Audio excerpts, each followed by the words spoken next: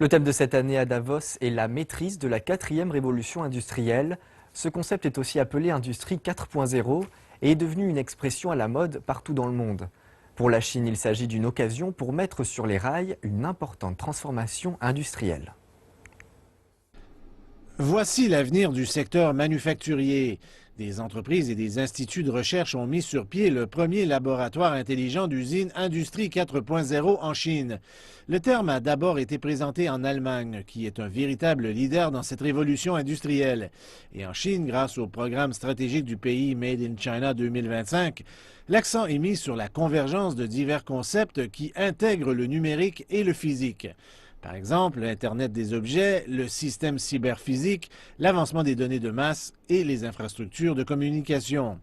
Cela signifie l'utilisation de l'auto-optimisation, de l'autoconfiguration et même de l'intelligence artificielle pour compléter des tâches complexes. Cela permettra une meilleure efficacité de coût et des produits et des services de qualité supérieure. L'industrie 4.0 ne se concentre pas simplement sur des questions techniques, mais plutôt sur des concepts liés aux gens et à la gestion. Plusieurs ingénieurs allemands disent que les usines chinoises doivent d'abord adapter leur processus de production. L'industrie 4.0, ce n'est pas simplement l'automatisation. Au lieu de concevoir des usines sans humains, cela signifie plutôt des usines intelligentes qui mettent plus d'importance sur l'interaction de l'homme avec les robots. Au lieu de la production en série traditionnelle, des produits différents viendront de la même chaîne de production adaptés à chaque client.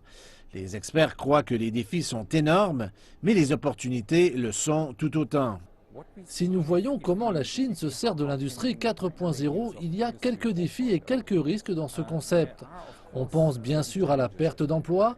Si vous augmentez la productivité, vous libérez beaucoup de main-d'œuvre et vous devez penser ce que vous pouvez faire avec cette main-d'œuvre.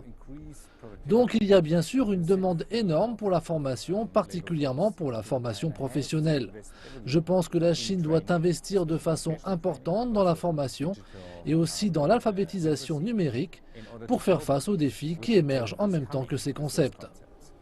Peu importe s'il est question du développement de l'industrie 4.0 ou 5.0, on parle d'un changement important dans la façon de penser. Cela requiert des transformations structurelles et de l'innovation pour pouvoir s'assurer un niveau de compétitivité qui permettra de survivre. On s'attend à ce que l'industrie 4.0 ait un grand impact sur la chaîne de valeur de l'industrie.